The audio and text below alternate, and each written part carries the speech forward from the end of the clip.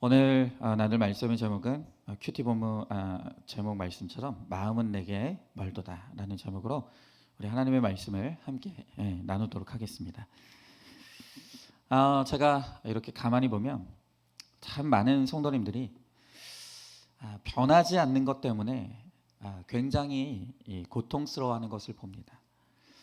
정말 우리가 하나님을 잘 믿기를 원하는 사람들 치고 변화되고 싶어하지 않는 사람은 없는 것 같아요.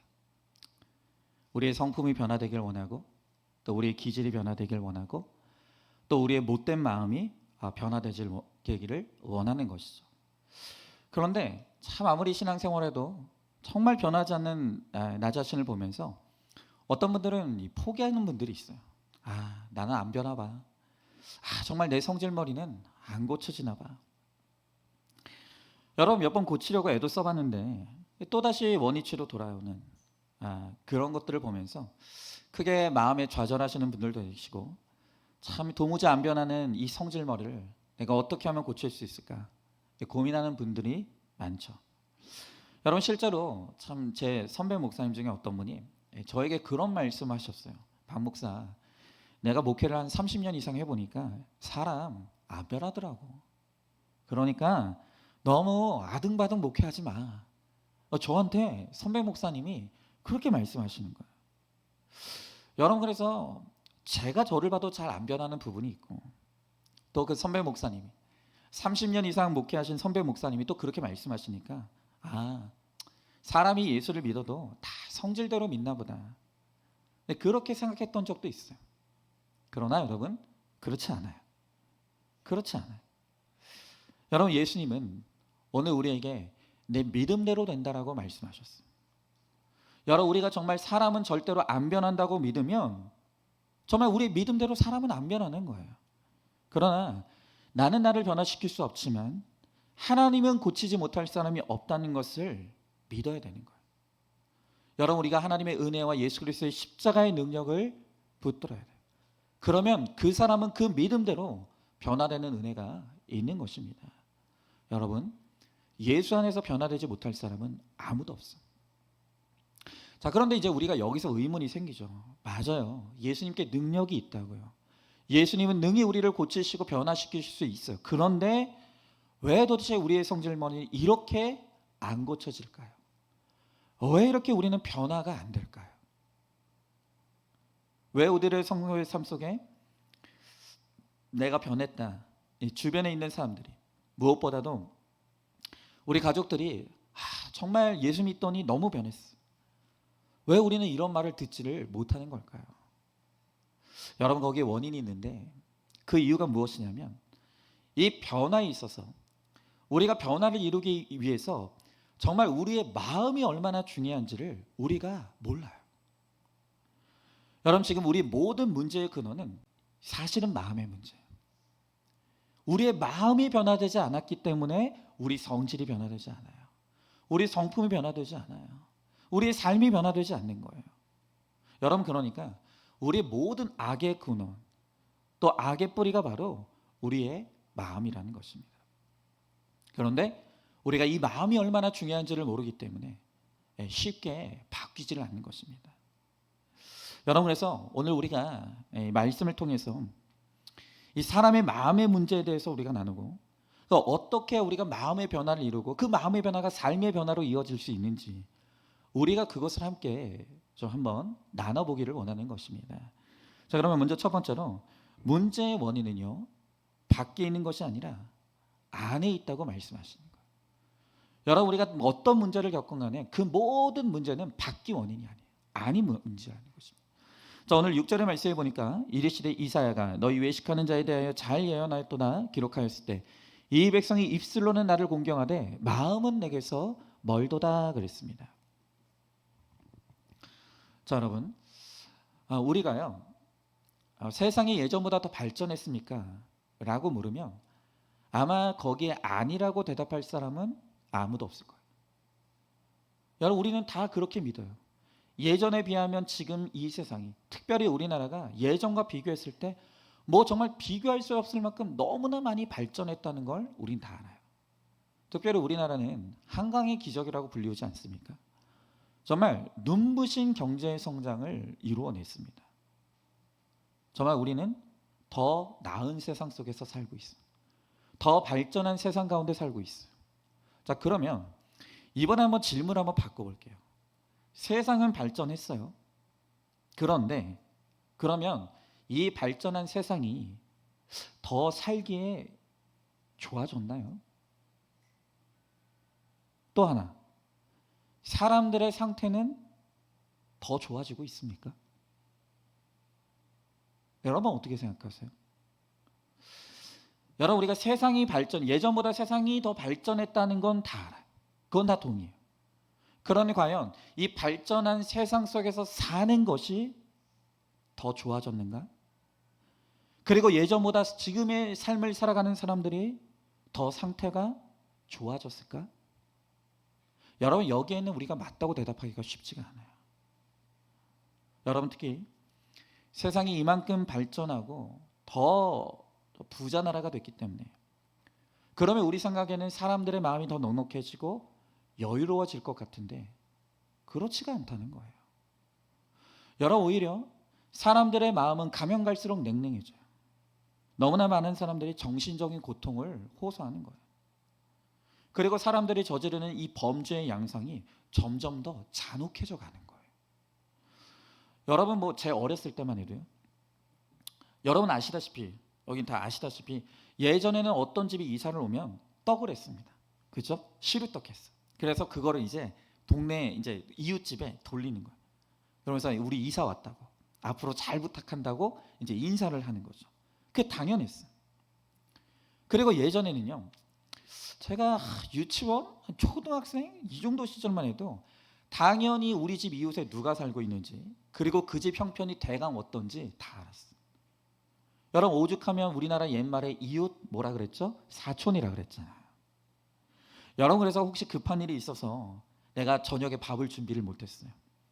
그러면 우리 애들이 옆집에 가가지고 끼어가지고 같이 밥을 먹든지, 아니면 그 집에 있는 밥을 빌려와가지고, 사실 빌려오는 것도 아니죠. 뭐 그냥 갖다 먹는 거죠. 그렇게 서로 이렇게 왕래하고 주고받으면서 살았다고요. 그리고 우리 집에서 맛있는 거라면요, 우리 집 식구 수만큼 하지 않아요. 조금 더 많이 해서 옆집도 갖다 주고 윗집도 갖다 주고, 그게 나눠 먹는 거예요. 여러분, 그런데 지금 더 잘 살고 있잖아요. 우리나라 더 많이 발전했잖아요. 그러니까 여러분, 우리 이웃들하고 더 많이 나누면서 살죠? 맞죠? 아니잖아요. 그런 거 없어요. 요즘은 그렇게 했다가 혹시 잘못 덤탱했을까봐 절대로 신경 쓰지 않아요. 여러분, 사실 오늘 우리들 가운데 내 지금 옆집에 구체적으로 누가 살고 그 집 형편이 어떤지 모르는 경우가 얼마나 많은지 몰라요. 여러분, 실제로 저희 아이들이 학교에서 교육받는 거를 들어보면은, 요즘 학교에서 선생님이 학생들한테 뭐라고 교육하냐면, 모르는 사람이 말을 걸거나 길을 물어보면 모른 체 하고 도망가라고 가르쳐요. 여러분, 예전에는 그랬잖아요. 모르는 사람이 길 물어보면 당연히 도와줬잖아요. 어르신이 길 좀 알려달라고 하면 같이 따라가 줬잖아요. 여러분, 요즘엔요, 그러면 큰일 난다고 가르칩니다. 절대로 따라가면 안 된다고 가르치는 거예요. 심지어는 가정에서 저희도 그렇게 가르쳐요. 세상이 변했어요. 여러분, 그뿐입니까? 요즘 우리나라에 가장 논란이 되고 있는 이슈 중에 하나가 뭐냐면 촉법소년제도예요. 여러분, 이게 어떤 건지 아시죠? 그러니까 우리나라 소년법에 따르면 중학생까지는 죄를 지어도 형사처벌 대신에 보호처분을 받아요. 그래서 중학교 때까지는 범죄를 저질러도 이 전과의 기록이 남지 않아요. 아이들에게 갱생의 기회를 주기 위해서 뭐 잘못을 저질러도 이 전과 기록이 남지 않는 거예요. 그런데 문제는 뭐냐면 점점 이 사회가 가면 갈수록 범죄 연령이 낮아져요. 그리고 아이들의 이 범죄의 양상이 너무 잔혹해져 가는 거예요. 너무너무 잔인한 거예요. 여러분, 그렇기 때문에 지금 이 촉법소년 제도의 이 연령을 낮춰야 된다고 이야기하는 거예요. 예전에는 중학생까지 봐줬는데 이제는 초등학생으로 낮춰야 된다는 거예요. 초등학생 범죄도 너무 잔혹한 거예요. 근데 이걸 대부분의 국민들이 찬성하죠. 왜요? 너무 아이들이 독해져 가요. 아이들이 죄가 너무 독한 거예요. 그러니까 이제 촉법소년 연령을 낮추는 법안이 지금 이제 진행되고 있어요. 그럼 이제 우리는 의문을 가져봐야 되는 거예요. 아니 세상은 점점 발전하는데, 세상의 기술은 점점 발전하고 살기는 더 좋아지는 것 같은데 왜 세상은 좀 나빠질까? 왜 사람이 살기에는 점점 나빠지고 사람들의 마음은 점점 더 강팍해지고 악해져 가는 걸까? 여러분, 도대체 이 악의 양상은 어디로부터 올까요? 원인이 뭐냐는 거예요. 왜 세상의 발전의 속도와 사람들의 마음은 반비례로 가고 있냐는 거예요. 여러분, 우리가 이것을 정확하게 진단하지 않으면 안 되는 거예요. 여러분, 분명한 것은 뭐냐? 현대 심리학자들이 더 이상 이 극단적인 악행은 비정상적인 사람들에게서만 벌어지는 일이라고 보지 않는다는 거예요. 여러분, 오히려 겉보기에는 너무 평범하고 정상적인 생활을 하는 사람들도 얼마든지 끔찍한 범죄를 저지를 수 있다는 것을 이제 우리 모두가 동의하는 거예요. 내 옆집에서 멀쩡하게 너무나 평범하게 살았던 사람인 것 같은데 어느 날 살인자가 돼 있는 거예요. 예전에는 살인은 아주 나쁜 사람, 아주 무서운 이상한 사람들만 저지르는 특별한 범죄라고 생각했는데 이제는 그렇지 않다는 거예요.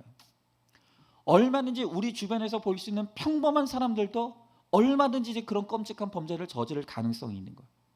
그러니까 사람이 무서워지는 거예요. 옆집 사람이 무서운 거예요. 여러분, 제임스 윌러라는 사람이 쓴 악이 되어져가는 과정이라는 제목의 책이 있어요. 그가 그 책에서 말하기를 비범한 악은 평범한 사람들로부터 비롯된다는 거예요. 비범한 악은 뭔가 비범한 악인에게서 벌어지는 것이 아니라 매우 비범한 악이 아주 평범한 사람에게서 비롯된다는 거예요. 여러분, 이제 이걸 우리가 외면할 수가 없어요. 분명한 사실인 거예요. 자, 그러면 왜 비범한 악이 예전에는 흉악한 사람에 의해서만 저질러졌었는데 이제는 왜 그렇게 악이 평범한 형상이 되어져 가고 있느냐? 여러분, 이것에 대해서 이 사회심리학자인 필립 짐바르도는 이 루시퍼 효과라는 책에서 뭐라고 말하냐면, 악이 점점 평범화되는 이유가 뭐냐? 왜 이 악이라는 것이 보편화되고 있느냐? 이 이유의 원인은 뭐냐 하면 환경의 요인이 있다. 환경적인 요인이라고 결론 짓는 거예요. 그러니까 쉽게 말하면 사람들이 지금 너무 나쁜 환경에 노출되어 있기 때문에 그 외부의 환경 때문에 사람들이 점점 악해진다는 거예요. 근데 여러분, 이건 말이 안 돼요. 이거는 제가 동의하기가 어려워요. 여러분, 왜 그렇습니까? 우리가 아까 다 동의한 게 뭐예요? 지금 우리나라만 보더라도 우리나라 예전과 지금에 보면 비교할 수 없을 정도로 더 발전했어요. 환경이 너무 좋아졌어요. 여러분, 예전에는 우리가 가난하기 때문에 물건을 훔친다고 했잖아요. 그런데 우리가 다 동의한 게 뭡니까? 지금 적어도 이 나라에서 먹을 것이 없어서 굶어 죽는 사람은 없을 정도로 이 나라에 먹을 것이 풍족해요. 세상이 발전했다고요. 여러분, 그렇기 때문에 환경이 나쁘기 때문에 악이 평범해진다라는 말은 동의할 수가 없는 거예요. 이건 동의가 안 되는 거예요. 아까도 말씀드렸지만 예전에는 정말 먹을 것이 없어서 굶어 죽는 사람들이 많았어요. 여러분, 저도 제 유치원 때나 초등학교 때만 해도 길거리에 나가 보면 막 그 거리에서 그 발이 없고 뭐 이런 분들이 뭐 수레 같은 걸 끌면서 막 구걸하시는 분들, 이런 분들이 있었다고요. 여러분, 요즘 밖에 하루 종일 다녀봐야 그런 구걸하는 거지들 찾을 수 있습니까? 없어요. 그런 사람들 없어요. 여러분, 적어도 이 나라가 사람이 굶어서 죽는 일은 없게 너무나 잘 돼 있는 거예요. 그러니까 요새 우리의 문제는요, 너무 많이 먹는 게 문제지 먹을 게 없는 건 문제가 안 되는 거예요. 여러분, 그러므로 지금 이 사회학자들이 왜 이 환경이 악하기 때문에, 환경이 나쁘기 때문에 악이 평범해진다, 이거는 동의할 수가 없는 거예요. 여러분, 환경적인 측면에서 보면 오히려 악은 약해져야 돼요. 범죄는 줄어들어야 되는 게 맞는 거예요. 근데 오히려 지금 반대로 가고 있죠. 세상은 좋아져 가는 것 같은데 사람들의 악은 더 평범해지고 사람들의 범죄의 잔혹성은 더 무서워지는 거예요. 그러니까 여러분, 우리는 그럼 이 문제를 어떻게 해석해야 되는가 할 때 결국엔 이 사람의 악이라는 것은 외부의 환경의 문제가 아니라는 걸 우리가 알아야 돼요. 이건 환경의 문제가 아니에요. 외부의 문제가 아닌 거예요. 자, 그러면 성경은 이 사람들의 악의 보편성, 악의 평범성의 문제를 어떻게 진단하고 설명하고 있는가? 성경은 뭐라고 있는가? 우리는 그걸 봐야 되는 거죠. 여러분, 성경은 오늘 우리의 이 악이라는 문제가 외부의 문제가 아니라고 말씀하시는 거예요. 그건 우리 안의 문제예요. 여러분, 예레미야서 17장 9절에 성경이 뭐라고 말하냐면 사람의 마음은 만물보다 거짓되고 심히 약하다 그랬어요. 이 세상 천하의 모든 만물 중에서 심히 약한 게 뭐냐? 그것이 바로 사람 안에 있는 마음이라는 거예요. 여러분, 인간은 태어날 때부터 악한 본성을 가지고 태어나요. 여러분, 그래서 성경에 따르면 우리는 외부의 영향이 없이도 아무리 외부에 좋은 환경이 있다 할지라도 마음속에 정욕을 품고 그것을 죄악된 행동으로 바꾸어서 치명적인 악을 행하게 되는 거예요. 여러분, 그러므로 죄라는 것은 밖에서 안으로 들어오는 것이 아니라 안에서부터 밖으로 퍼져나가는 거예요. 여러분, 다시 악의 양상이라는 것은 밖에서 안으로 들어오는 게 아니에요. 성경이 말하는 악이라는 것은 안에서 밖으로 퍼져나가는 것이에요. 여러분, 이것이 바로 성경이 말하는 인간론인 것이죠. 여러분, 제가 그래서 여러 번 말씀드리지만 사람들은 이 물질에 대한 집착을 어떻게 해석했냐면 내가 가난한 환경 때문에, 내가 어렸을 때 가난했기 때문에 우리는 내가 물질을 집착한다고 생각해요. 근데 여러분, 그러면 부자는 돈을 집착하지 않죠. 그게 아니라는 거예요.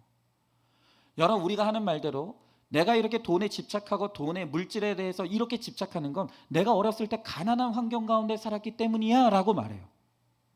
그러면 그 말대로라면 우리는 어떻게 이해해야 되냐면 부자는 물질에 대해 집착하면 안 되는 거예요. 왜요? 늘 풍족하니까. 그런데 여러분, 이 세상을 보십시오. 정말 가난한 사람만 돈에 대해 집착하고 부자는 돈에 집착하지 않나요? 그렇지 않죠. 부자가 더 독해요. 부자가 더 집착해요. 절대 그렇지 않다는 거예요. 여러분, 그러니까 가난한 사람은 돈이 없어서 돈에 집착하지만 부자는 돈을 더 갖고 싶어서 집착해요. 결국 뭐냐? 이건 환경의 문제가 아니라는 거예요. 이건 이미 우리의 타고난 죄성의 문제인 거예요.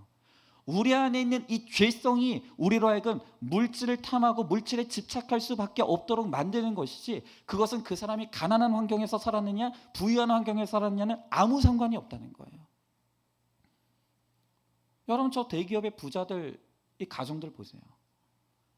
정말 우리의 문제가 내가 살아온 이 가난한 환경 때문이라면 그들은 이 세상에서 가장 화목해야죠.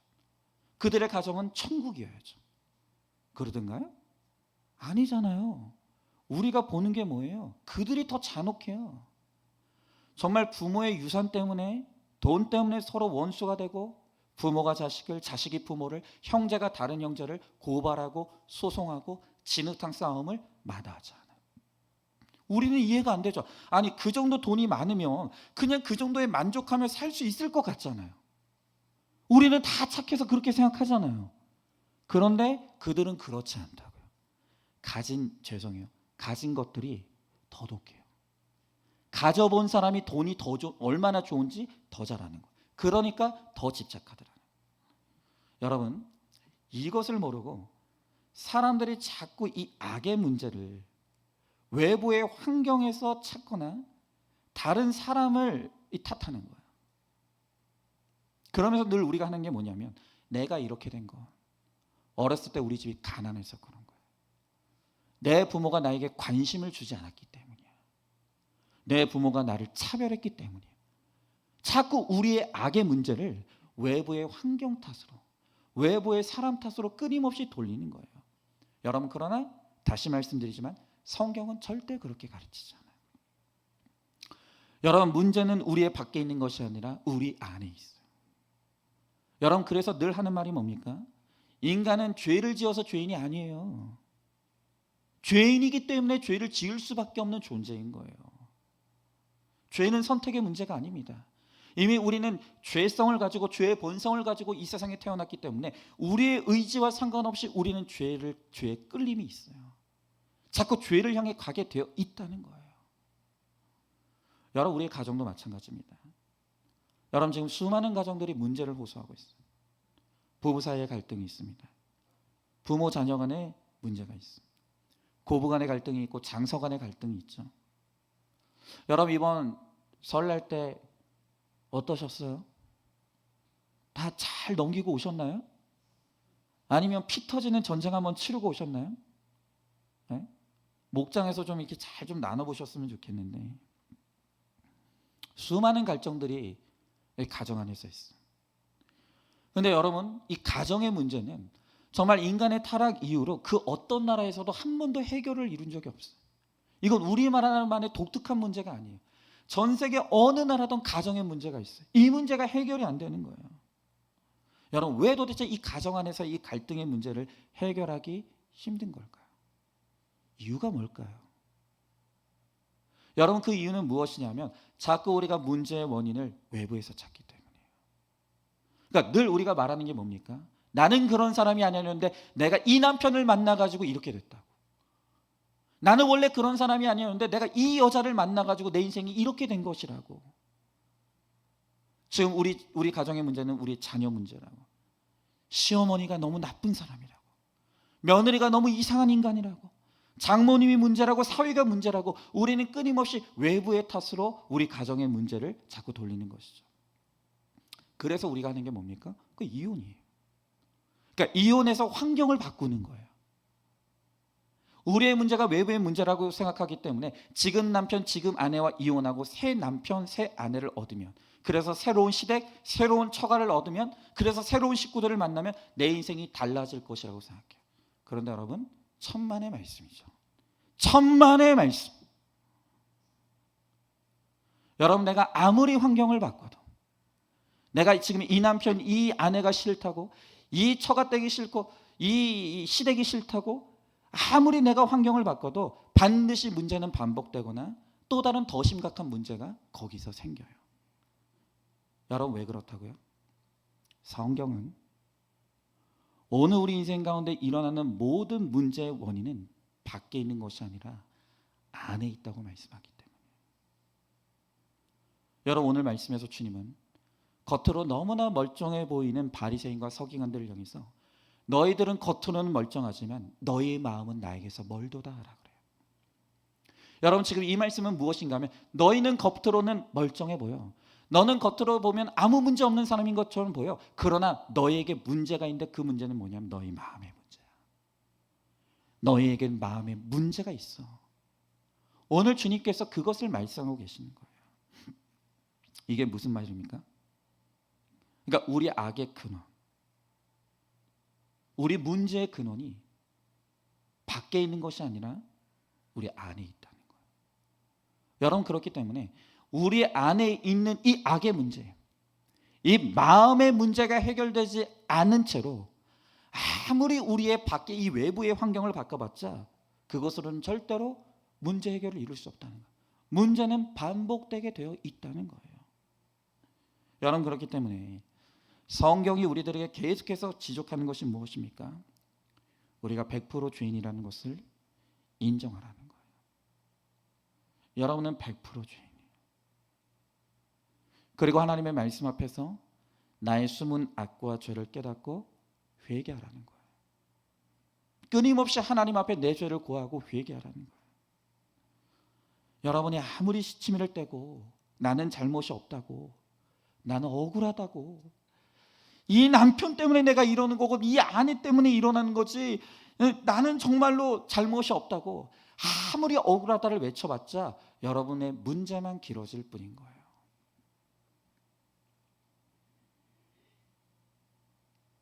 여러분, 왜 하나님께서 그 남편과 아내를 나에게 붙여주셨는지 아십니까?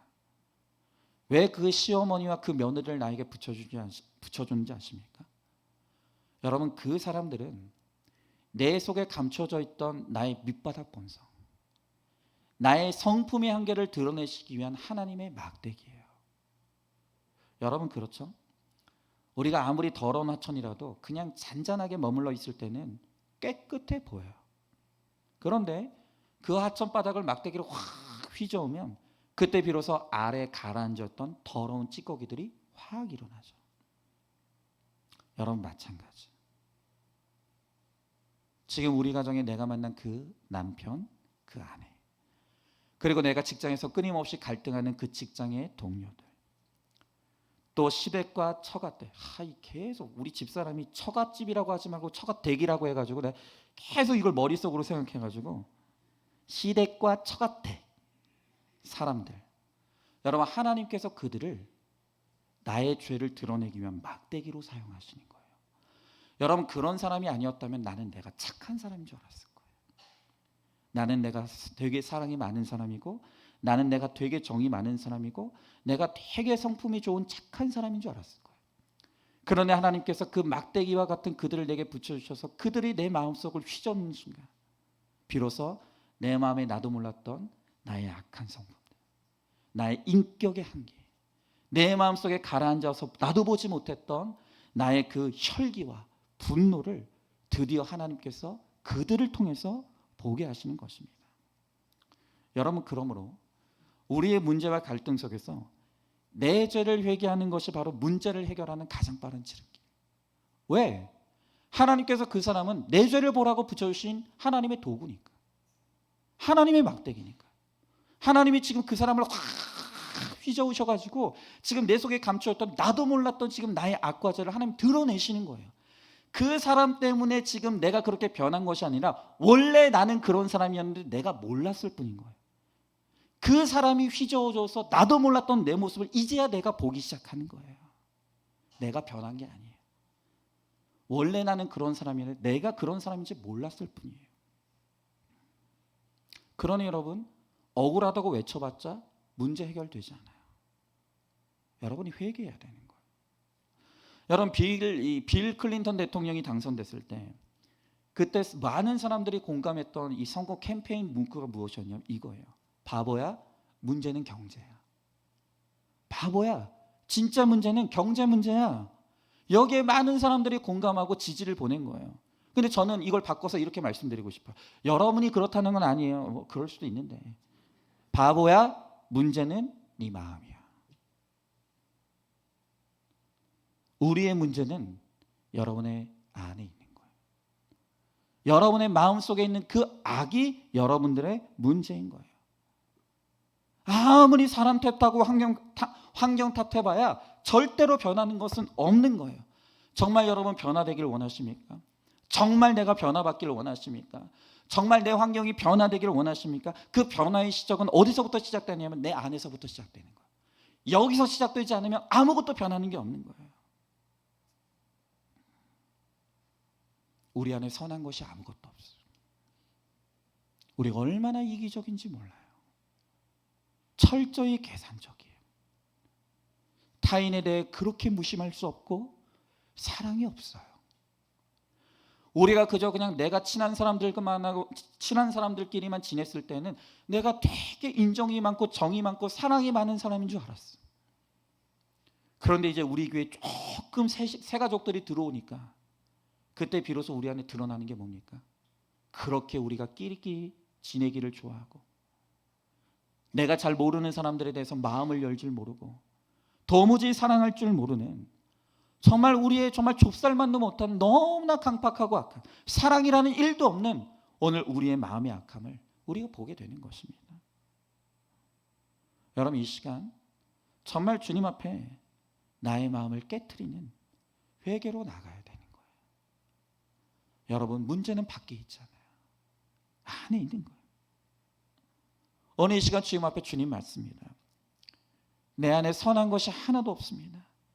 내 안에 선한 것이 아무것도 없습니다. 나에게는 인애도 없고 긍휼도 없고 사랑도 없습니다. 나는 철저히 이기적이고 악할 뿐입니다. 주님, 이런 악한 나를 용서해 주시고 내 마음을 고쳐달라고, 이런 악한 나를 고쳐달라고. 여러분 정말 힘든 그 남편, 아내, 그 자녀가 문제가 아니에요. 그들을 용납하고 품을 수 없는, 마음이 없는, 사랑이 없는 내가 문제인 거예요. 여러분, 우리가 그것을 정말 우리가 진실하게 주님 앞에 고백하고 인정하며, 하나님, 선한 것이 아무것도 없는 나를 불쌍히 여겨달라고, 내 마음을 좀 고쳐달라고, 주님 나를 불쌍히 여겨달라고, 오늘 이 시간 우리의 마음을 깨트리며 주님 앞에 나아갈 때, 그때부터 하나님이 우리의 마음을 변화시켜 주시는 반드시 역사가 일어나게 될 줄로 믿습니다. 자, 두 번째로, 하나님은 우리가 마음을 소홀히 여기는 것을 가장 악하게 여기십니다. 자, 다시 6절을 읽습니다. 이르시되 이사야가 너희 외식하는 자에 대하여 잘 예언하였도다. 기록하였을 때 이 백성이 입술로는 나를 공경하되 마음은 내게서 멀도다 그랬습니다. 여러분, 앞에서 말씀드렸지만 지금 우리의 문제는 밖에서 안으로 들어오는 것이 아니라 우리 안에서부터 밖으로 퍼지는 것이라고 말씀드렸습니다. 여러분, 그러므로 우리가 변화되지 않는 이유는 무엇인가? 우리의 진짜 문제는 마음의 문제임에도 불구하고 우리가 우리의 마음을 소홀히 여기고 있다는 거예요. 이 마음의 문제를 심각하게 여기지를 않는 데 있는 거예요. 여러분, 특별히 하나님은 우리의 마음이 이렇게 심각함에도 불구하고 이 마음의 문제를 소홀히 여기는 것을 굉장히 악하게 여기시는 거예요. 여러분, 왜 그렇습니까? 우리는 우리의 외면을 가꾸는 일에는 그렇게 우리의 시간과 정성과 물질을 아끼지 않아요. 얼마나 우리는 조금이라도 더 멋있어 보이고 이쁘게 보이려고 정말 발악을 하는지 몰라요. 그런데 우리의 외모를 가꾸고 사람들이 보기에 내가 조금 더 좋은 사람으로 보이기 위해서는 그토록 애를 쓰면서도 우리는 우리의 마음에 대해서는 전혀 신경을 쓰지 않는 거예요. 여러분, 우리가 마음을 소홀히 여긴다는 건 뭐냐? 그는 사람만 두려워하고 하나님을 두려워하지 않는다는 걸 의미하는 거예요. 여러분, 아까 말씀드렸듯이 정말 우리는 내가 사람들 보기에 어떤 모습인가, 사람들이 나를 어떻게 평가하는가에 대해서는 정말 목숨을 걸어요. 그래서 우리는요, 밖에 나가려고 할 때 절대 그냥 나가지 않아요. 여러분, 오늘 교회로 올 때도 여러분 적어도 거울 한 번씩은 다 보고 오셨을 거예요. 그냥 오지 않아요. 여러분, 왜 우리가 그렇게 외모에 신경을 써요? 왜냐하면 우리는 사람의 시선이 두려워요. 사람이 나를 뭐라고 평가하는지가 너무너무 두렵기 때문이에요. 여러분, 그래서 누가 나에 대해서 저 사람 참 이뻐, 참 잘생겼어, 그럼 날아갈 듯이 기뻐한 거예요. 그런데 누가 나한테 와가지고 오늘따라 좀 아파 보여? 기분이 딱 나쁜 거예요. 못생겼다고 말한 것도 아니에요. 그냥 와가지고 어디 아파? 좀 그러네? 이런 말만 들어도 너무너무 속상한 거예요. 그러니까 우리는 그만큼 다른 사람이 나를 어떻게 보는가, 나를 바라보는 사람들의 시선, 또 사람들이 나를 어떻게 평가하는가, 사람들이 나에 대해서 내리는 그 평판을 정말 목숨처럼 여기고 두려워해요. 그런데 여러분이 그만큼 하나님의 시선을 의식하며 살아가고 있습니까? 여러분, 우리는 하나님이 어디 계십니까? 라고 물으면 우리 하나님의 사람들은 뭐라고 대답하냐면 하나님은 내 마음에 계십니다 라고 다 고백해요. 우린 그걸 알아요. 하나님이 내 마음 안에 계신다는 걸 알아요. 여러분, 그 말은 하나님이 내 마음에 뭐가 있는지를 다 알고 계시다는 말이에요. 하나님이 지금 내 마음에 무엇을 품고 있는지를 다 보고 계신다는 걸 의미하는 거예요. 그런데 우리는 우리 마음속에 온갖 더럽고 추하고 악한 것들을 품고 말할 수 없이 우리의 마음이 더러움에도 불구하고 그 마음 가운데 거하시면서 우리의 마음속을 들여다보고 계시고 우리의 마음에 있는 것을 다 알고 계시는 하나님에 대해서는 두려워하지 않아요. 하나님이 나를 어떻게 바라보시는지 하나님의 시선을 사람의 시선만큼 두려워하지 않아요. 하나님이 나를 어떻게 평가하는지 사람의 평가만큼 두려워하지 않는 거예요. 여러분, 정말 예수님이 내 마음에 오셨다. 지금 예수님이 내 마음에 거하고 계신다. 하나님은 나의 모든 것을 보고 계시고 알고 계신다는 걸 정말로 믿는다면 내가 지금 이 마음을 가지고 정말 하나님 앞에 나가도 되는 것인가?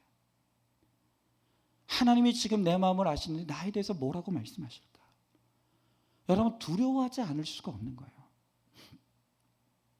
여러분, 많은 사람들이 자신은 별로 지은 죄가 없다고 그렇게 생각해요. 나는 이만하면 되게 착한 사람이라고 생각하는 사람들이 꽤 많아요. 근데 그 이유가 뭐냐면 내 마음의 상태를 무시하고 살기 때문이에요. 우리는 그냥 내 외적인 모습, 그냥 내 외적인 사람들이 보는 나의 행동에만 신경 쓸 뿐 내 마음의 상태에 대해서는 눈을 닫고 귀를 닫고 살고 있기 때문에 자기 스스로 자기를 생각할 때 이만하면 나는 참 좋은 사람이야 라고 생각하는 거예요. 그런데 요한일서 1장 8절에서 성경은 뭐라고 말하느냐? 성경은 이렇게 말합니다.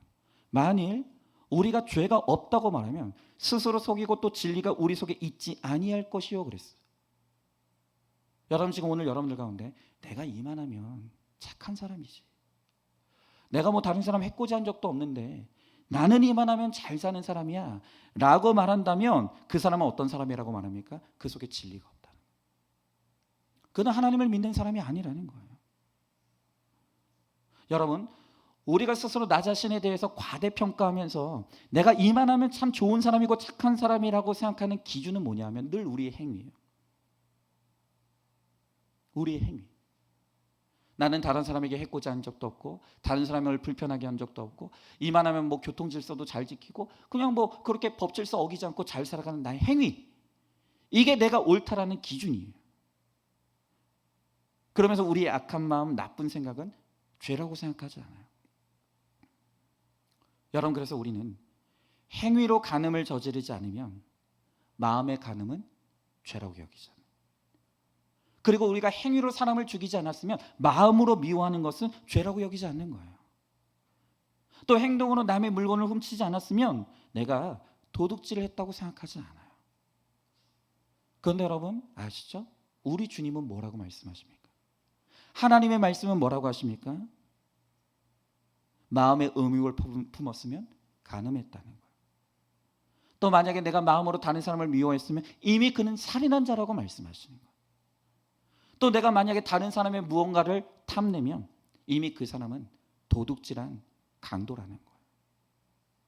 여러분, 그러니까 하나님의 관심은, 하나님의 귀신, 우리를 판단하는 하나님의 귀신은 어디 있냐면 우리의 행위에 있지 않아요. 우리의 마음에 하나님의 기준이 있다는 거예요. 하나님 지금 우리의 마음에 관심을 두고 있으시다는 거예요. 여러분, 우리가 나중에 죽으면 이제 하나님의 심판대 앞에 서서 우리가 이 땅에 행했던 대로 우리가 평가받고 심판받게 돼요. 근데 그때 우리를 평가하는 기준은 내 기준이 아니에요. 하나님의 기준이에요. 여러분 그렇죠? 로마에 가면 누구 법을 따르라고 했습니까? 로마 법을 따르라고 그랬어요.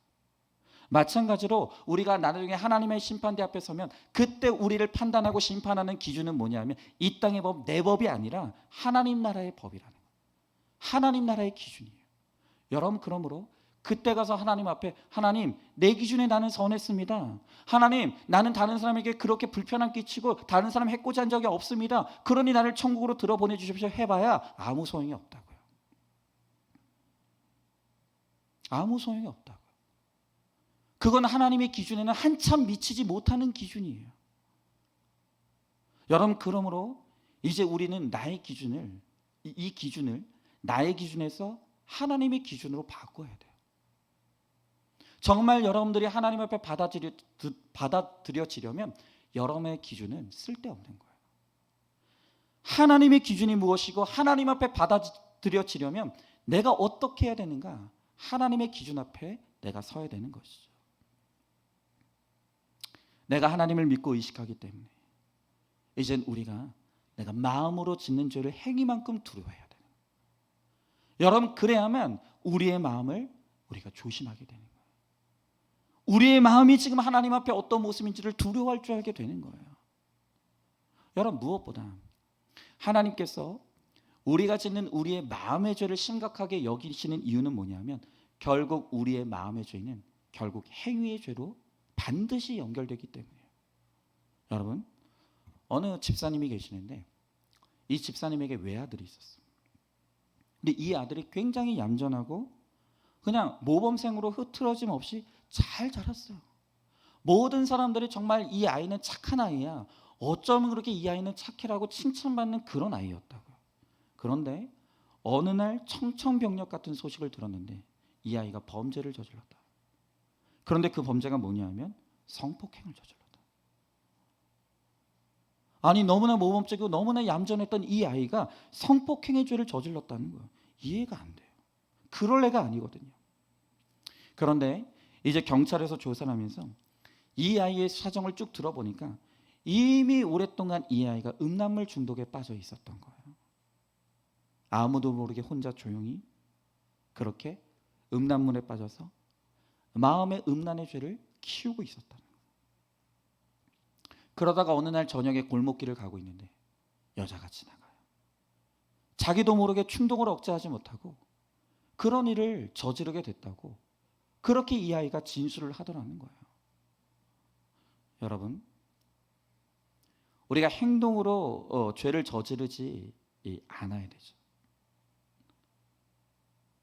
그러나 어떤 사람이 행동으로 죄를 저지르기 전에 먼저 예외 없이 그들은 먼저 마음으로 죄를 짓는 기간들이 있었다는 것을 반드시 알아야 돼요. 여러분, 마음으로 죄를 짓지 않고 행위의 죄로 가지 않아요. 행위의 죄를 저지르는 사람들은 이미 그 전에 사람들이 본 적도 없고 들은 적도 없지만 그 마음으로부터 끊임없이 그 죄를 저질렀던 시간들이 쌓이고 쌓였던 거예요. 그리고 그 마음의 죄가 쌓여서 임계점에 다다르게 되면 그것이 결국 행위의 죄로 폭발하고 마는 것이죠. 여러분, 그런데도 우리는 이 마음의 죄가 별거 아닌 것으로 여기는 거예요. 내버려 두는 거예요. 그러면 그 죄가 결국에는 더 심각한 죄로 연결될 수밖에 없는 거예요. 여러분, 그렇기 때문에 하나님은 우리가 우리의 마음 안에서 일어나는 이 죄를 심각한 것으로 여기지 않고 소홀하게 여기는 것을 매우 악한 것으로 보시는 것입니다. 여러분, 우리는 하나님의 시선대로 하나님의 기준대로 이미 지금 하나님께서 우리의 마음을 다 보고 계시고 알고 계시다는 것을 기억해야 돼요. 반드시 그것을 깨달아야 돼요. 그것을 알고 우리의 마음을 두려운 마음으로 하나님 앞에 가지고 갈 때 그때 우리의 마음의 변화가 일어나고 우리의 삶의 변화가 일어날 수가 있는 것입니다. 여러분, 제가 어떤 권사님의 간증을 들었어요. 이 권사님이 대단한 분인 게요, 한 교회에서 20년을 한결같이 새벽 예배를 빠지지 않고 매주 한 끼씩 금식하는 권사님이셨다. 대단하죠. 정말 대단한 거예요. 온 교회가 이 권사님을 칭찬하고 존경하는 그런 권사님이었어요. 그런데 어느 날 이 권사님이 새벽에 기도를 하고 있는데 마음에서 하나님께서 너무 강하게 책망하시는 거예요. 그러면서 하나님께서 마음으로 책망하시는 게 뭐냐면 나는 너의 기도가 싫고 너의 금식이 싫다. 그런 마음의 음성이 느껴졌다는 거예요. 그래서 그 권사님이 너무 깜짝 놀라가지고 기도 중에 하나님 앞에 그렇게 물었다는 거예요. 아니 하나님, 내가 그렇게 하나님을 위해서 20년을 한결같이 새벽제단을 쌓으며 기도했고 내가 하나님 앞에 그렇게 금식하며 기도했는데 왜 하나님은 나의 금식과 기도를 싫어하십니까? 물었다는 거예요. 그때 하나님께서 그 권사님의 마음속 깊은 곳에 있는 것을 드러내시는데 너무 깜짝 놀랐다는 거예요. 그동안 그렇게 금식하며 기도하고 하는 그 모습을 보면서 모든 사람이 칭찬했어요. 입이 있는 사람들은 이 권사님 너무너무 믿음 좋은 사람이라고 다 인정했어요. 그런데 그 권사님의 마음속에 일어나고 있던 일들이 있는 거예요. 그게 뭐냐? 나는 이렇게 새벽에 나와서 매일 기도하는데 새벽 기도에 안 나오는 장로님은 도대체 뭐지? 그 마음속에 은근히 장로님을 무시하고 나보다 새벽 예배 잘 안 나오는 장로님을 무시하고 있는 마음이 있었다는 것을 그날 주님께서 드러내신 거예요. 또 나는 매주 이렇게 한 끼씩 금식하는데 금식도 안 하는 저 목사님은 뭐야? 이렇게 목사님을 판단하는 교만한 마음이 있었다는 것을 하나님이 그날 드러내셨다는 거예요. 누구에게도 들킨 적이 없어요. 누구에게도 이야기한 적이 없어요. 그건 나만 알고 있는 비밀이었어요. 내가 이렇게 금식하며 기도하고 있으면서 나보다 기도 안 한 것 같은 장로님을 무시하고 있었고 나보다 금식하지 않고 목회하고 있는 목사님을 내가 판단하고 있었다는 것을 나만 알고 있었어요. 그런데 하나님이 그날 그 마음속에 있는 악과 저를 드러내시는 거예요. 그러면서 그날 하나님이 말씀하셨던 게 나는 그 마음으로 금식하고 기도하는 너의 금식과 기도가 싫다.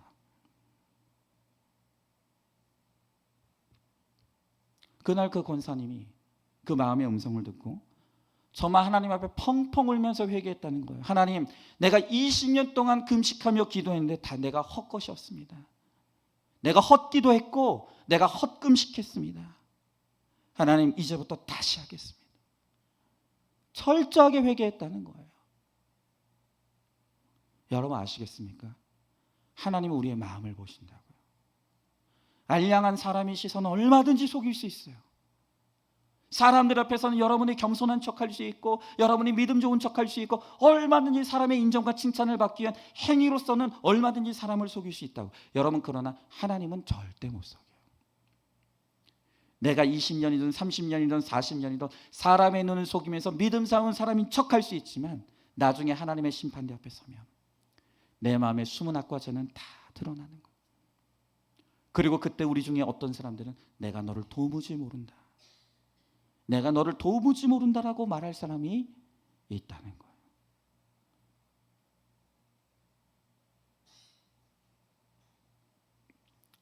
여러분, 오늘 여러분들이 집에 가셔서 우리 집 침대 밑, 장롱이나 찬장 위, 혹은 냉장고 위 같은 내가 평소에는 전혀 들여다보지 않는 데를 한 번만 들여다보십시오. 그러면 거기에 뭐가 있죠? 자욱하게 쌓인, 마치 안개처럼 쌓여있는 먼지들, 혹은 거기에 거미줄이 쳐져 있을 수도 있고 온갖 잡동사니들이 그 먼지들과 뒤엉켜 있는 모습들을 우리는 내가 평소에 돌보지 않는 그 침대 밑, 냉장고 위, 찬장 위, 거기에 그런 정말 보기에도 불쾌한 마음이 드는 그런 광경이 여러분들은 목격하게 될 거예요. 그런데 여러분, 그게 바로 지금 현재 우리 마음 상태라는 거예요. 그게 우리 마음 상태예요. 여러분, 왜요? 우리는 보이는 외모를 가꾸는 데는 얼마나 신경을 쓰는지 몰라요. 다른 사람들이 오늘 나에 대해서 뭐라고 할 것인지, 다른 사람들이 나에게 뭐라고 평가할 것인지, 우리는 그것에 목숨을 걸기 때문에 사람들 눈에 보이는 우리의 외적인 모습에는 너무너무 신경을 써요. 여러분, 제가 신방 갈 때 이제는 정말 여러분들 하도 여러분들이 신방 안 왔으면 좋겠다 그래가지고 안 가요. 왜냐하면 여러분들 가운데 신방할 때가 우리 집에 대청소하는 날이라고 하는 분들이 있어요. 그런데 대청소를 해도 어떻게 합니까?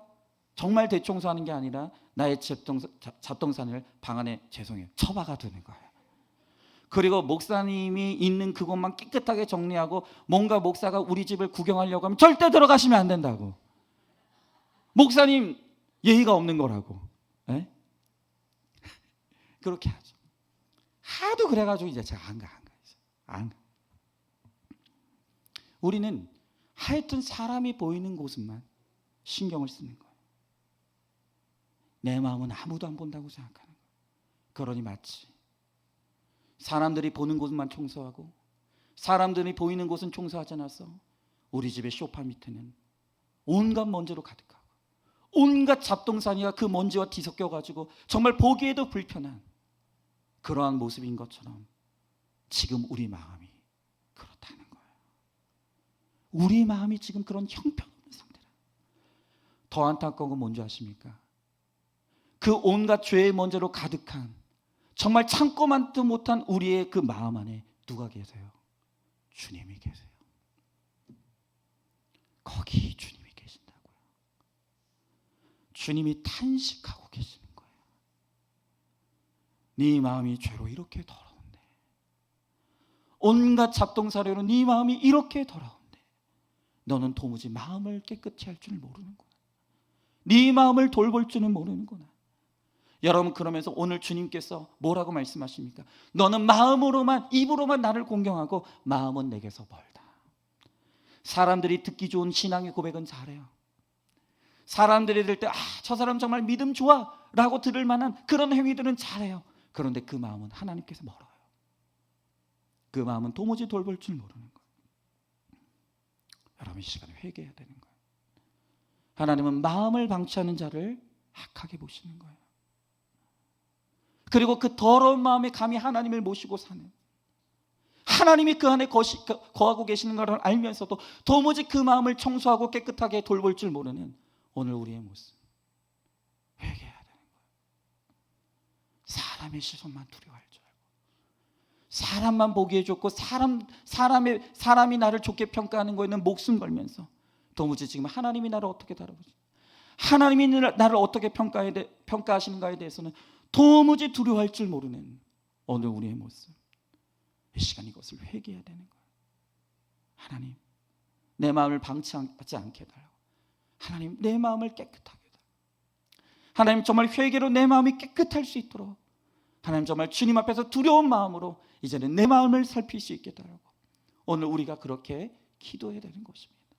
마지막 세 번째로 우리의 마음을 거룩하게 지켜야 합니다.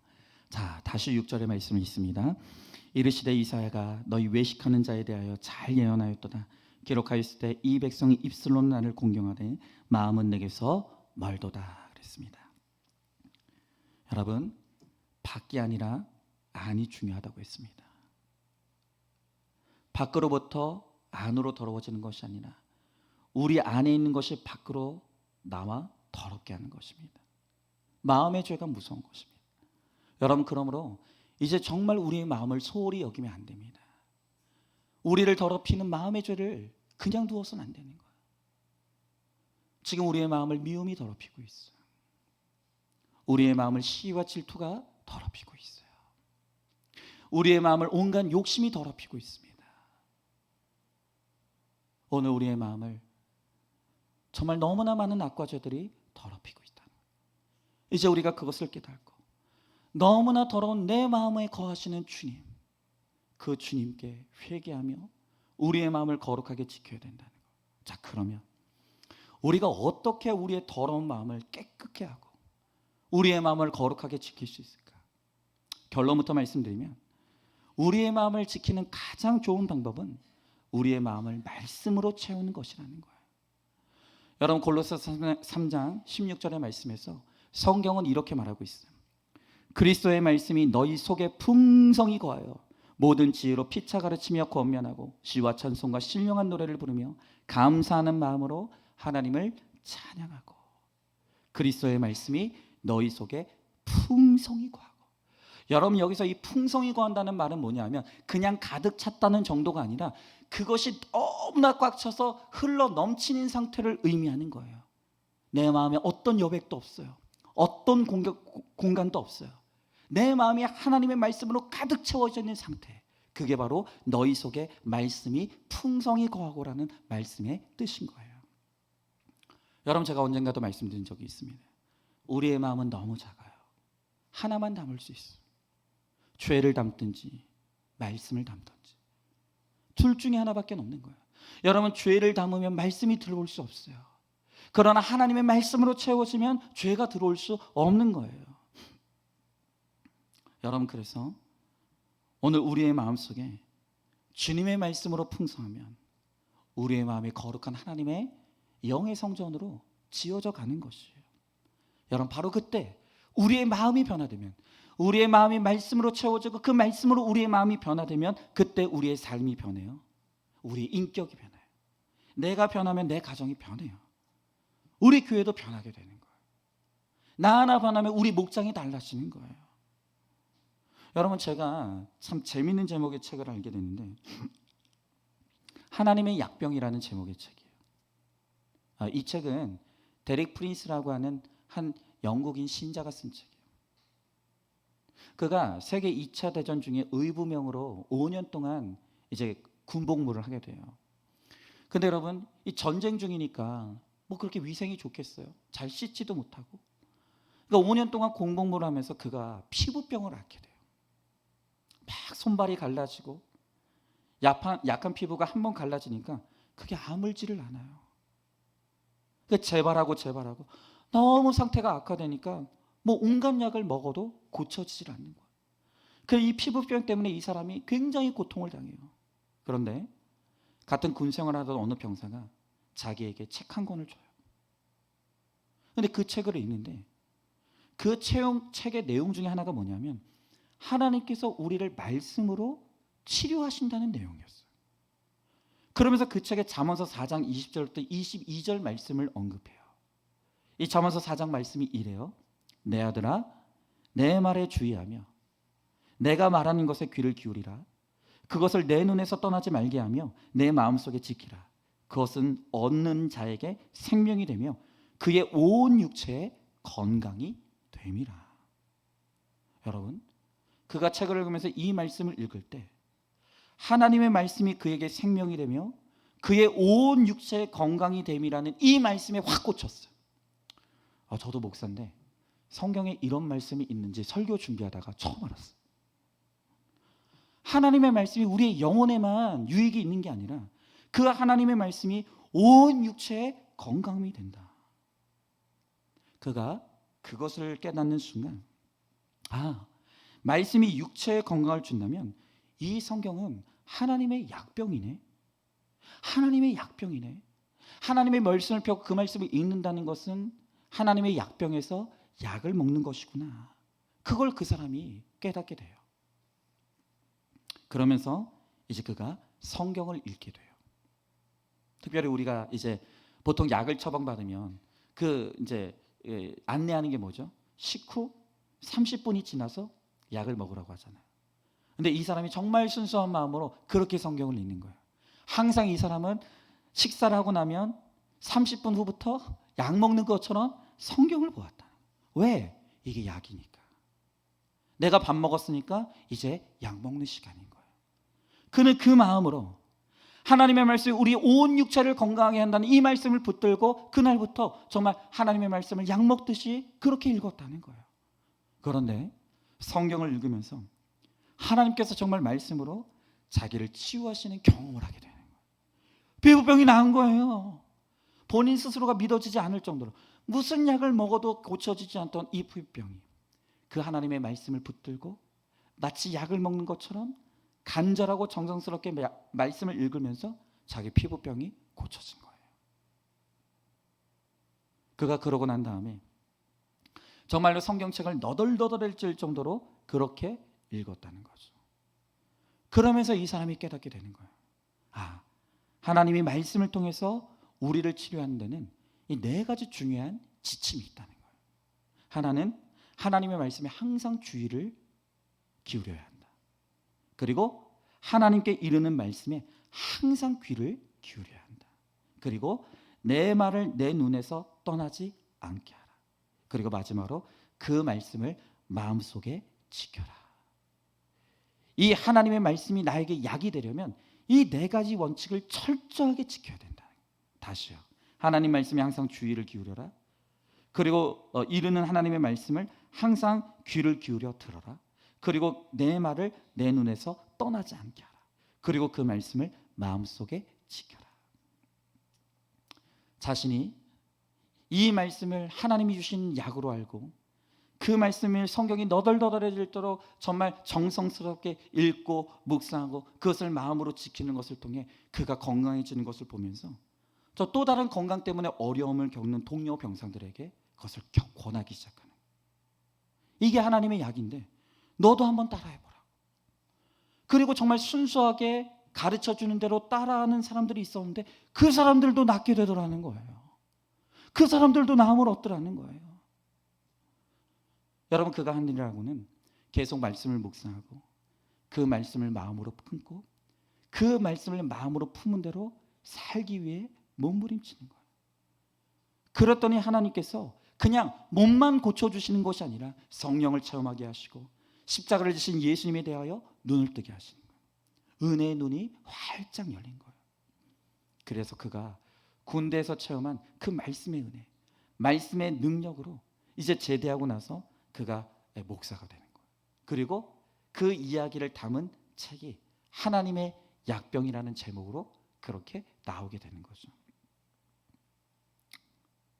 여러분, 정말 하나님의 말씀으로 여러분의 마음을 지키는 것은 정말 탁월한 하나님의 방법이에요. 여러분, 이게 기복으로 들으시면 안 돼요. 이게 내가 말씀을 묵상하고 그 말씀을 내 마음으로 받고 그것을 지켰더니 그렇게 하나님께서 내 몸을 건강하게 해주셨다는 이 사람의 이 간증을 그냥 단순히 기복적인 말씀으로 들으면 안 되는 거예요. 이게 헛된 게 아니에요. 여러분, 제가 말씀을 준비하면서 자료를 찾아보니까 결국 우리가 당하는 질병의 원인의 무려 70%에서 90%가 우리 마음의 스트레스 때문이에요.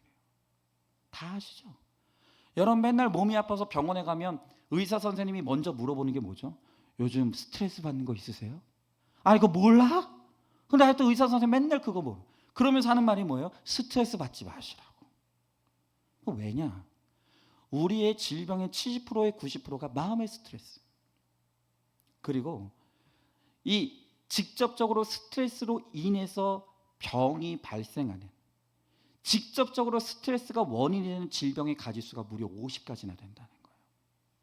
근데 여러분, 스트레스가 왜 생기죠? 왜 스트레스라는 게 생기죠? 결국 이 스트레스라는 것은 우리의 마음을 지키지 못했기 때문이에요. 여러분 지금 어떤 사람들은 미움으로 우리의 마음이 점령돼 있어요. 어떤 사람들은 지금 욕심으로 우리의 마음이 점령돼 있어요. 어떤 사람은 지금 시기와 질투로 우리의 마음이 점령돼 있어요. 어떤 사람들은 두려움과 염려로 우리의 마음이 점령돼 있어요. 결국 그게 우리 마음의 스트레스가 되죠. 그리고 그게 우리 육신의 병이 되는 거예요. 그런데 그러게 온갖 것에 마음의 악과 죄로 점령되어진 우리의 마음이 말씀으로 채워지고 그 말씀이 우리의 마음을 지키면 어떤 일이 벌어지겠습니까? 그게 단순히 우리의 마음의 문제만 되는 게 아니라 우리의 마음이 건강해지면 그게 우리의 육신의 건강으로 이어지게 되는 거예요. 여러분 실제로 원광대 보건복지학부 교수인 이 김종인 교수님이 계시대요. 이분이 무려 48년을 조사했대요. 그러니까 정말 이 조사 결과는 믿을 만한 거예요. 48년을 조사 분석해 보니까 이 여러 직종 가운데서 제일 수명이 긴 직종이 어떤 직종이었는지 아십니까? 목회자였어요. 목회자가 제일 오래 살더래요. 평균 수명이 82세. 모르겠어요. 저도 오래 살지는 모르겠지만 맨날 비리비리한 거 보니까 모르겠어요. 하여튼 이분이 48년간 조사해 보니까 여러 직종 가운데 목회자의 평균 수명이 82세로 가장 오래 살더라는 거예요. 그리고 종교를 가진 사람이 그렇지 않은 사람에 비해서 평균적으로 4년에서 9년까지 오래 산다는 거예요.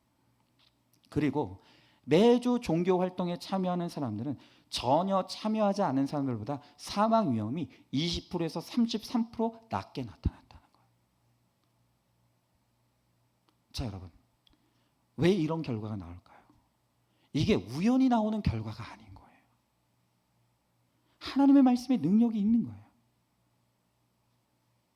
그 말씀을 우리가 마음으로 받고 믿음으로 들으면 그 말씀이 우리 마음 가운데 능력이 되는 거예요. 우리 마음을 지켜주는 거예요. 여러분 정말 오늘 우리가 이 자리에 나왔을 때는 온갖 시름과 근심과 걱정을 가지고 이 자리에 나왔어요. 그런데 우리가 말씀을 듣고 기도를 하면서 어느새 우리 마음 가운데 정말 가득 차 있던 그 염려와 걱정과 근심과 죄된 모든 마음들이 가라앉는 것을 우리가 체험하는 거예요. 그것이 우리가 하나님 앞에 온전히 예배하며 하나님의 말씀 앞으로 나갈 때 우리의 심령 가운데 일어나는 역사라는 것이에요. 여러분 그러니까 아무래도 목사가 여러분들보다 말씀을 봐도 하나라도 더 보지 않겠습니까? 여러분 모른다 그랬어요. 평균적으로 그렇다는 거지 제가 오래 산다는 게 아니에요. 또 이 말씀 듣고 저 혹시 오늘 이런 말하면 우리 집사람 싫어하지만 하여튼 좀 먼저 죽으면 아니 그렇게 말해놓고 목사는 왜 죽는 거야? 그러시면 안 되는 거예요. 그럴 수 있는 거예요. 평균적으로 그렇다. 여러분 그러니까 여러분들이 건강 지키겠다고 무슨 비싼 돈 들여서 약 먹고 병원 가고 그럴 필요가 없는 거예요. 여러분들이 예배 하나 잘 드리고 목장으로 잘 모이고 큐티 하나만 잘하면 되는 거예요. 여러분 큐티하는 것은 뭡니까? 그 내 마음을 고치는 시간인 거예요. 여러분 정말 우리가 진지하게 하나님의 말씀 앞으로 가서 그 말씀을 열고 묵상하는 것은 하나님의 약병을 여는 시간인 거예요. 큐티는 하나님의 약병을 여는 시간인 거예요. 그리고 그 약병을 몰고 구약, 신약, 여러분 그게 그냥 말로만 약이 아니에요. 신약과 구약은 정말 약이 되는 거예요. 여러분 우리가 약병을 열고 구약과 신약을 잘 복용하면 여러분 그 말씀이 우리를 건강하게 하고 살게 하는 비결이 되는 거예요. 그게 능력이 되는 거예요. 여러분 그게 기복이 아니라 그게 하나님의 능력의 신비인 거예요. 은혜의 신비인 거예요. 제가 여러분들 모르겠지만 이번에 월요일, 화요일에 또 이제 목회자 세미나가 있어가지고 세미나에 갔다 왔어요. 정말 제가 뭐 늙은 나이도 아니지만 그렇다고 젊은 나이도 아닌데 오전 10시부터 저녁 9시까지 계속 공부한다니까. 정말 고대요, 고대. 근데 이제 목사님들끼리 모여가지고 이제 막 이렇게 교제를 하는데 나이가 어떻게 되시냐, 제가 제 나이 이야기하면 깜짝 놀래요. 얼굴이 그렇게 안 보이는데. 거기다가 제가 이제 제 고난 좀 이렇게 딱 풀어놓으면 고난은 안 겪어본 얼굴인 것 같은데 그렇다고 말이죠. 그럼 제가 뭐라 그러겠습니까? 나는 큐티해서 그런다. 맨날 신약과 구약 먹어서 그런다고. 여러분 그렇게 이야기를 하는 거예요. 여러분 하나님의 약병을 여시란 말이에요. 이미 하나님께서 우리에게 주신 기가 막힌 은혜가 있는 거예요. 그런데 우리가 그 은혜를 무시하는 거예요. 정말 하나님의 말씀이 그 안에 기가 막힌 우리를 살리는 그 약이 있음에도 불구하고 그 약병을 열고 먹지를 않으니까 우리가 그 은혜를 누릴 수가 없는 거예요. 맨날 근심과 걱정과 미움과 시기 질투 가운데서 그냥 우리의 마음이 날마다 그냥 복잡거리면서 스트레스 가운데 사니까 예수를 믿어도 우리의 얼굴이 빛이 나질 않는 거예요. 여러분 이제 어디서 약을 찾지 마시고 매일 우리에게 주신 그 하나님의 말씀, 우리가 매일마다 큐티를 펴고 하나님의 약병을 여십시오. 그리고 그 안에 우리에게 먹여주시는 그 하나님의 기가 막힌 신비한 약들을, 그 말씀의 약을 우리가 날마다 먹으라. 그러면 그것이 우리를 살게 하는, 우리를 건강하게 하는 비결이 되는 거예요. 절대 기복이 아니에요. 여러분 이 시간 우리의 마음을 지키는 것은 무슨 대단한 비결이 있는 것이 아닙니다. 이미 우리가 알고 있어요. 이미 하나님께서 우리들에게 우리의 마음을 어떻게 하면 지킬 수 있는지, 어떻게 하면 우리의 마음을 깨끗하게 할 수 있는지 이미 다 알려주셨어요. 말씀 안에 그 비결이 있어요. 말씀 안에 그 능력이 있습니다. 그 말씀 안에 하나님의 은혜가 있단 말이에요. 믿으십시오. 그 말씀을 묵상하십시오. 그 말씀에 귀를 기울이시고 그 말씀에 눈을 열고 그 말씀을 내 마음으로 받으십시오. 그리고 말씀대로 살기를 힘쓰십시오. 그러면 그 말씀이 나의 영과 육을 살게 하고 능력의 말씀이 될 줄로 믿습니다. 하나님 아버지 감사합니다. 우리는 그 알량한 내 선행 몇 가지로, 그래도 내가 직분자고, 그래도 내가 이 교회를 위해서 헌금하고, 그래도 내가 이렇게 헌신하고 봉사한다고, 나는 의로운 자라고, 나는 착한 사람이라고, 이만하면 나는 천국 갈 수 있다고 그렇게 교만을 떨며 우리가 그저 우리의 보이는 행위에만 집착하며 내 스스로를 선한 척했지만 우리의 마음을 들여다보니 우리에게 선한 것이 아무것도 없습니다.